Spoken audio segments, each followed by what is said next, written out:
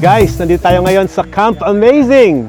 At sabi nila guys, kapag daw naahon mo yan, talaga daw truly amazing ka na. Ito yung contact number nila for booking. So sa mga gustong pumasyal, mag-accommodate, i-enjoy ang view na makikita nyo mamaya sa vlog na to, kontakin nyo na yung number na yun sa Camp Amazing. Yan, no? Natural! Hoy, may tulay, men! Uy, gumagalaw pala! Gumagalaw, men! Ito pala yung nagpapasaya dito, bro.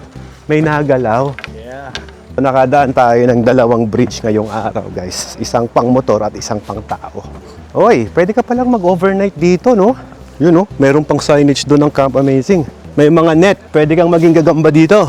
Ayos, cozy, malinis ang lugar, masinop. I like it. At saka, ang gusto ko sa kanya, yung nature vibe hindi nawala. At pwede kang mag-bonfire with the fam.